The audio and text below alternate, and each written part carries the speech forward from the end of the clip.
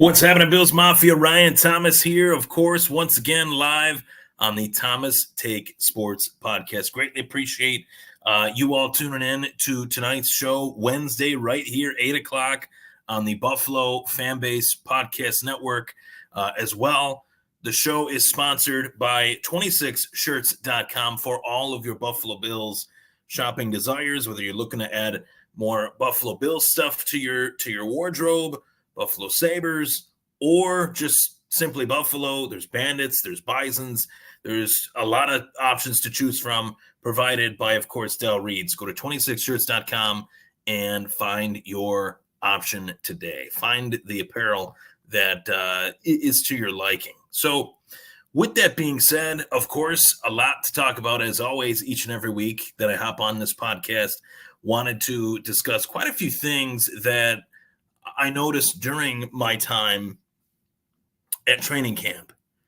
And I could go into the nitty-gritty, the X's and O's, as I like to do. But I think everything that I saw, let myself kind of form the same thought. Each conclusion, I guess I could say, that I reached was met with the same conclusion. And that is simply that we are in a whole new era of Buffalo Bills football. Despite the fact that Josh Allen is the quarterback once again for what is his 7th NFL season, despite the fact that Sean McDermott is once again the head coach of the Buffalo Bills and Brandon Beane is the GM of the Buffalo Bills, this, I believe, can be looked at as an entirely new era of Buffalo Bills football. And a lot of that has to do with what has transpired this offseason. New leadership is being, asked upon on the field. We are hoping that new leaders can rise to the occasion. And that new era of on-the-field leadership that is so important to each and every football team, Buffalo is going to have to find out who those leaders are. Those guys don't just come out of the woodwork. They're not just sought. They're earned, as leadership is earned in the sport of football, as well as the sport of hockey as well. But leadership is always earned no matter what sport we're talking about. But with those two sports, football, trials, tribulations, wins, losses, you start to see new leaders kind of come out of the woodwork and take shape, as they will do from year to year to year. And I'm really excited about what that process specifically looks like when talking about the Buffalo Bills, because Jordan Poyer is gone, Micah Hyde is gone, as well as Trey White, who is gone, and he honestly wasn't expected to be, but the injury that he suffered was such a devastating one to his career in Buffalo that monetarily it just didn't make sense for Buffalo to bring him back for another season, coming off of the injury once again that he was coming off of. So, new era of on-the-field leadership is the first point that I have as to why this team is much, much different than what it was last season. And Josh Allen, what is being expected of him this season is far different than what it was last year or the year prior or the year before that. Josh Allen is officially in this new territory that I have referred to on this show before as Peyton Manning, Tom Brady territory, where he is going to have to play well enough to the level of the players around him, so that the players around him that are green, that might be a little bit inexperienced, those players rise in talent, in skill. Doing more with less this year on paper is what is being asked of Allen. But my hypothesis is that I think Buffalo has far more than what people are saying they have. I think Buffalo has a pretty solid group of wideouts, of tight ends that should do well enough with Josh Allen being the quarterback that he is. So my sentiments are that, yes, he is entering this Peyton Manning, Tom Brady territory, but that territory is one that I think Josh Allen can and should thrive in, given the ability that Josh Allen possesses, given the ability that Josh Allen has. And that's what guys in years past, like Peyton Manning and Tom Brady, were able to do. And it wasn't every single year of Peyton Manning's career that he had Marvin Harrison. Wasn't many years of Tom Brady's career that he had Randy Moss. Wasn't many years of his career that he had Wes Welker or Rob Gronkowski. Those were like the back end years of a long career for Tom Brady. So I look at Josh Allen. He had Stephon Diggs for 4 seasons out of 7. When it's all said and done, obviously, Josh Allen's going to have a lot more seasons without Stephon Diggs in his career than with him. So Stephon Diggs will be just kind of a cliff note, a successful one, but a successful cliff note in the career of Josh Allen, and the success of Josh Allen this year can create success for others. Dalton Kincaid, Keon Coleman, and company. It's a very interesting thought. And I think that that's what separates the elite quarterbacks from the so-so quarterbacks in this league, your average NFL quarterback, to what is a franchise quarterback. Because the new weapons, new era, I mean, I'm on Twitter, X, or Facebook, or Instagram on a daily basis. Some days, more minutes are spent than others on those sites. I won't lie to you. I don't like to spend too much time on those sites, but I'll interact with folks when I can. And I'll interact with folks in regards to the game specifically more than just about anything. And what I've noticed year to year is that there's never been a year where Bills fans have looked at this team and have said, we don't have it like this one. I've seen more negative feedback, more negative talking points when Bills fans specifically discuss the weapons or lack thereof. If I were to run a poll right now on Twitter, or on Facebook, the majority of Bills fans, I think, would say that they're not confident in the weapons that they have, that a lot of Bills fans wish still that they hadn't traded Stephon Diggs away. And they wish that Stephon Diggs was with Keon Coleman, or that they had drafted more than just Keon Coleman. And some fans are okay with even trading away Stephon Diggs if it meant drafting Keon Coleman and somebody else. So what I think is very interesting about that is it shows a lack of confidence in not only the Bills, but it shows a lack of confidence in Josh Allen, which that's the last player on this team that you guys should not be confident in. The last player on this team. And there's other players on this team that I'm not confident in certain aspects of their game. As much as I love James Cook, he's got to do better in terms of his ability to catch the football.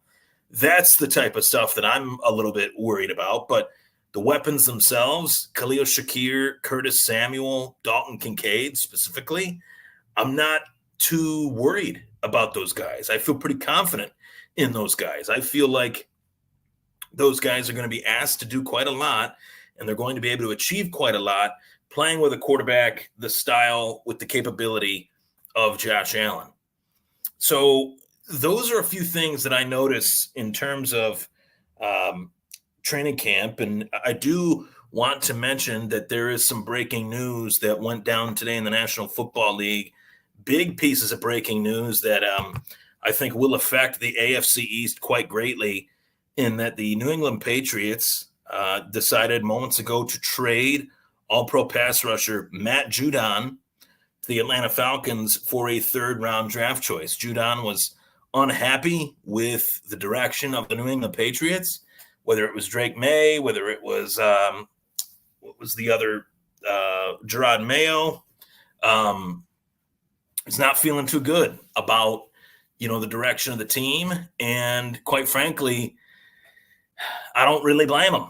You're going from a dynasty type coach like Bill Belichick to this new era that it's so green. There's so much new to the team that you want to go to a team that's got, a little bit of a plan, I guess you could say. So Matt Judon is gone. He's out of the AFC. So that's great for the Buffalo Bills. And I'm feeling pretty good about that, for just AFC East reasons. He's one of the few players in the New England Patriots that I think Bills fans look at every time we play the Patriots and say, that guy is pretty damn good. Now he's not even in the conference, let alone in the division. So Matt Judon is gone, and Vikings quarterback J.J. McCarthy suffered a torn meniscus, rookie quarterback out for his whole rookie season. So that's a really tough pill to swallow. And for all the fans that, really were up in the air about rookie quarterbacks this year, whether it's Caleb Williams or Jaden Daniels, Bo Nix, or J.J. McCarthy, I really liked what I saw from all four of those guys in the rookie, quote-unquote, preseason debuts. And I liked what I saw more out of JJ than just about anybody. And they all played really well. So that's a really tough break for the Minnesota Vikings, and one that I hope JJ can come back from next season. So with those three talking points in regards to the Buffalo Bills, I want to provide you guys with my top 15 fantasy football quarterbacks of 2024. We're still in the offseason here, folks.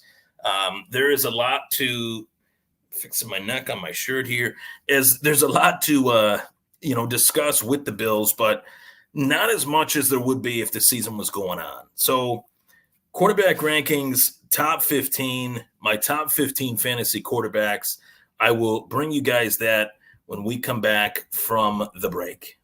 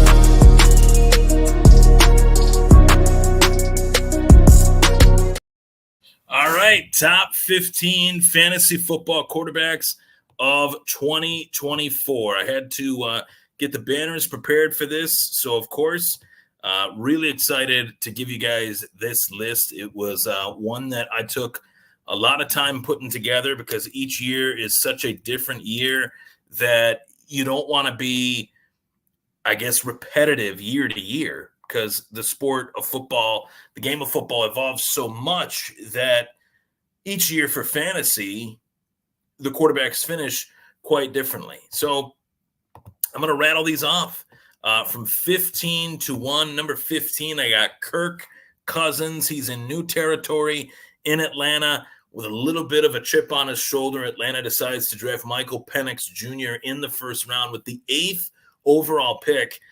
I got a feeling that really pissed Kirk Cousins off. So he's going to be very, very much dialed in to 2024, 2025, trying to prove his worth to not just the Atlanta Falcons, but to the National Football League, as after 2 years, Atlanta can actually get out of that contract, move on from Kirk Cousins, and we could see Kirk Cousins play for yet another NFL team. Number 14 is a guy that has mightily fallen down this list over the last couple years for me.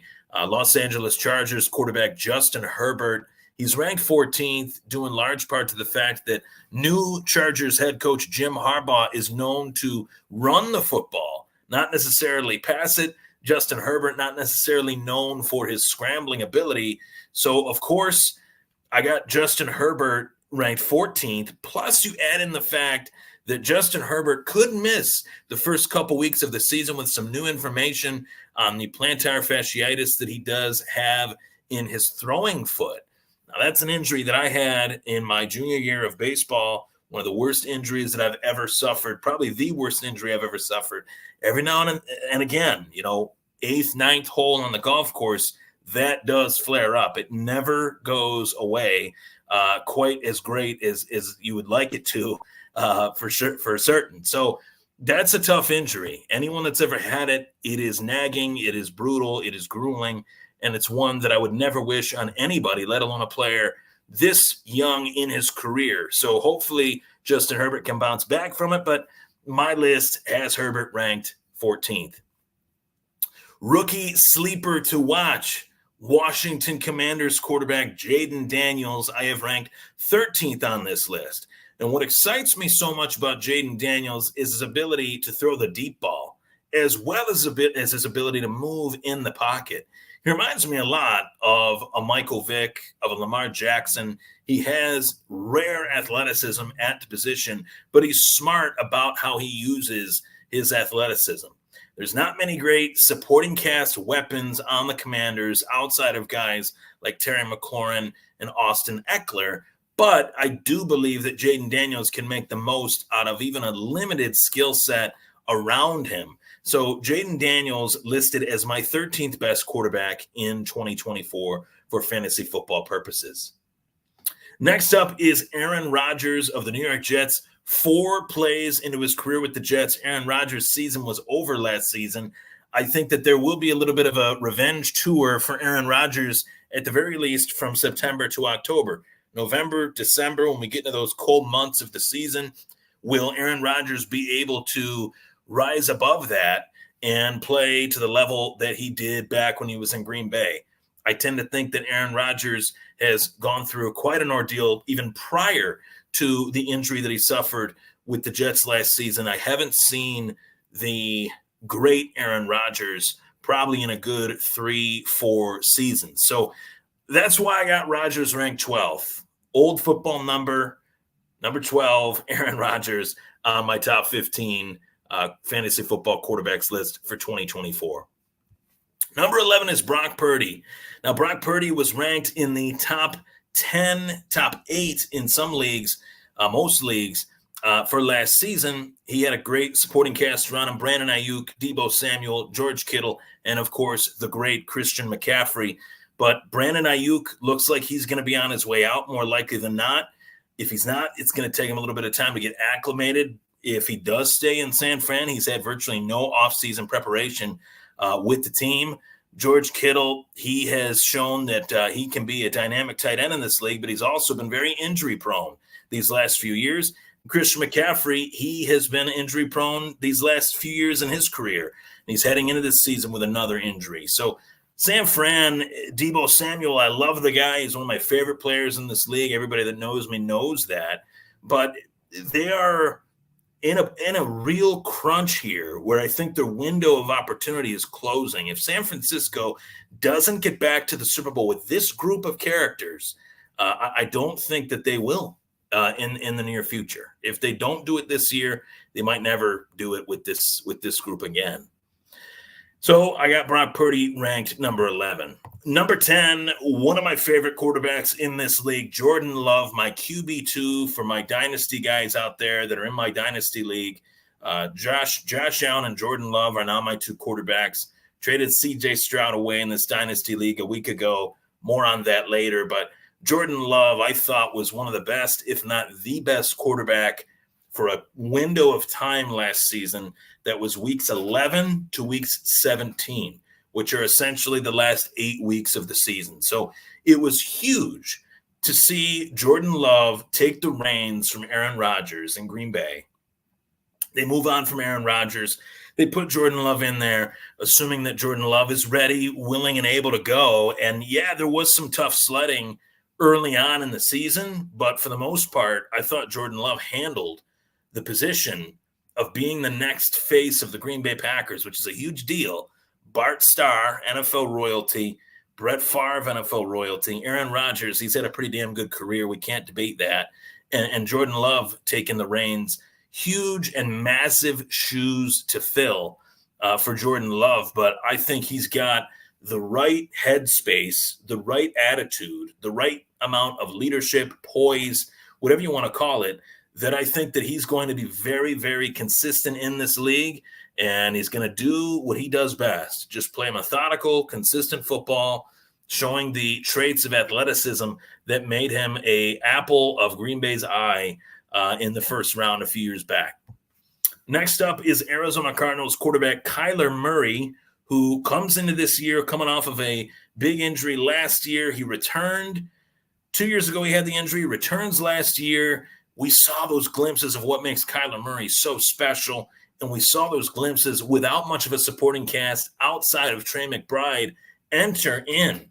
The most talented player in this year's NFL draft, wide receiver Marvin Harrison Jr., going to the Arizona Cardinals with the 4th overall selection. Kyler Murray is going to be very, very happy come the end of this season. If he stays healthy, if Marvin Harrison Jr. stays healthy, McBride stays healthy, you got another rookie player and Trey Benson behind you, I think that the Cardinals could be a much better team this year than what they were last year, with the plenty of additions that they've made on the offensive side of the ball. Could make their offense that much more entertaining in 2024. Number 8, Dallas Cowboys quarterback Dak Prescott. You never know what you're going to get with Dak Prescott in the playoffs, but you do know what you're going to get from Dak Prescott in fantasy football. Week to week, 15 to 20 points. Anything more than 20 is phenomenal for any fantasy quarterback. If Dak Prescott provides that for you, chances are it's because CeeDee Lamb is providing that for you potentially as well, or for somebody else. Because CeeDee Lamb is just that goddamn good. So Dak Prescott out there doing his thing, as long as it gets the ball to CeeDee Lamb, you will reap the reward week to week from within that skill set of Dak Prescott to the skill set of CeeDee Lamb. If you happen to get both of those guys on your fantasy team, you could be in line for a big-time championship. Dak Prescott, though, fantasy football, I would say not stud, just consistent starter. Number 7, sleeper alert, entering what is his quintessential redo on his rookie year. Colts quarterback Anthony Richardson. We saw a rare talent offensively, and when you go back to the 2023 NFL draft class, he had 3 big-time quarterbacks in that draft. Bryce Young, C.J. Stroud, and Anthony Richardson. That's the order that they went in, but I went out on a limb that April, and I said that Anthony Richardson was better than both of them. Now, C.J. Stroud's coming off of a rookie year. Bryce Young is not doing too hot in Carolina, but I do think that there's more meat on the bone there for him. But Anthony Richardson showed to me in a limited sample size that I was right, in that Anthony Richardson is an extremely talented player. There are not many players that are as big as him at the quarterback position, that can throw the football the way he can, that can run the football the way that he can, outside of a guy that plays in Western New York. More on him later. Now, as I mentioned, C.J. Stroud, just traded him away in my dynasty league. Why did I do that? Well, I needed depth at wide receiver and running back. That's pretty much it, as well as the future picks that I got. 2 firsts, 2 seconds. Used one of the firsts I got, traded that away for Drake London and Kyron Williams, which made me look like Bill Polian 2.0. Nonetheless, C.J. Stroud is a very fun player to watch in this league, and he's going to be a great quarterback in this game for quite some time. But coming off of this rookie season, I think Houston did some things the wrong way, namely going out, trading for Stephon Diggs. I don't know if C.J. Stroud needed a wide receiver like Stephon Diggs that is as good as Stephon Diggs, or one that is as much of a distraction as Stephon Diggs has proven to be in his 2 stops in his career, both Minnesota and Buffalo. Will he do that again in Houston? If he does, he won't be on the team next season. So C.J. Stroud, regardless, he's got Tank Dell, he's got Nico Collins, he's got weapons around him. He'll do his thing no matter what. So C.J. Stroud locked in as my number 6 quarterback. Number 5 is Joe Burrow. And Joe Burrow, he's a curious, the curious case of Joe Burrow, as I said last year. Joe Burrow is a quarterback that I really like, but he's also a quarterback that I can never hit the draft button on because he just does not stay healthy.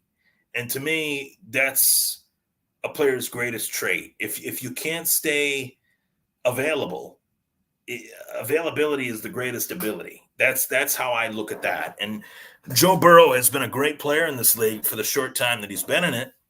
But now we're getting into year what, 5 or 6? And I believe it's 5. And he's had massive injuries over the course of his career, no worse than this awkward wrist injury that he suffered last season. And to me, I don't know if I can trust him heading into this year as a fantasy football investment. But the ranking is due to Joe Burrow's ability when healthy. The ranking of 5th is due to Joe Burrow's ability, along with the receivers that he has in Jamar Chase and T. Higgins. Oh, and you got a little grittier of a run game that could make things a little interesting too. So Joe Burrow is an interesting, polarizing player in that he has just not stayed healthy over the course of the last couple of years. But I think if he does, your investment could be a great one based on value. If Joe Burrow falls, because a lot of people feel the way that I do, maybe they do, maybe they don't. But Joe Burrow is a player that I think many people will look at and say, hey, I'm going to wait on it. If he falls to me in like the 8th or 9th round, then I'll invest. If he doesn't, then I'm whatever. You guys can take him. Number 4 is the game's best quarterback, Patrick Mahomes. Pains me to say it, but the 3 Super Bowl rings would say so, that Patrick Mahomes is the best quarterback in the game. And last year, I thought it was crazy, ridiculous that the Chiefs won the Super Bowl despite being the most talentless versions of themselves, offensively at least. But oddly enough, they were able to win big games against Buffalo in the playoffs again, against whoever they played, to get to the Super Bowl. Baltimore, in that case, last season, due to that defense. That defense is young, they're hungry, they're tough, they're nasty, and Patrick Mahomes is a big part of just the overall machine that is the Kansas City Chiefs, along with Andy Reid and Steve Spagnuolo. So Patrick Mahomes does have a new weapon in Xavier Worthy, one that we'll find out if he's worthy enough to be in the same conversations as Tyreek Hill and Deshaun Jackson and company, pun intended with the worthy pun. But Patrick Mahomes is worthy of your pick in the first 4 rounds at the very least, depending on the league size that you're in. Number 3, Lamar Jackson. Now, this is a quarterback that I will never draft because I don't think he offers enough. I think he's too inconsistent. If he doesn't run the football effectively, you're not going to get the points that you want. If he doesn't throw the football effectively, some weeks he runs it better than he throws it. Some weeks he throws it better than he runs it. To me, I think he belongs ahead of Mahomes for the rushing ability alone, but he's just a quarterback that I can't sink my teeth into. I can't do it again because last time I did, he was either 30 points one week or 12 the next week. Can't have that. It's got to be that happy medium between 15 and 20 points. But, man, Lamar can really go off some weeks, and he can win you weeks that you weren't supposed to. So that's why I have Lamar at this 3rd ranking. Number 2 is Philadelphia Eagles quarterback Jalen Hurts. And quite frankly, hurts me to say it, but I don't think Jalen Hurts gets the credit that he deserves. This is a guy that has been atop the fantasy quarterback rankings the last 2 years, and he's done it in Josh Allen-esque fashion. I would say that NFC-wise, you can make the argument that Jalen Hurts is the Josh Allen of the NFC. And obviously both have fallen prey to Patrick Mahomes in the playoffs, or in fact, in Hurts' case, the Super Bowl. But I really like this player a lot. I love the supporting cast. A.J. Brown, Devonta Smith, I believe. Devonta Smith, if I said that wrong, I apologize. But nonetheless, Smith, as well as Saquon Barkley. Saquon Barkley going to Philly is a big game changer for the AFC to NFC rivalry, as well, the NFC East rivalry. Him going from the Giants to the Eagles is massive. I think that makes the Philadelphia Eagles a real Super Bowl contender in the NFC once again.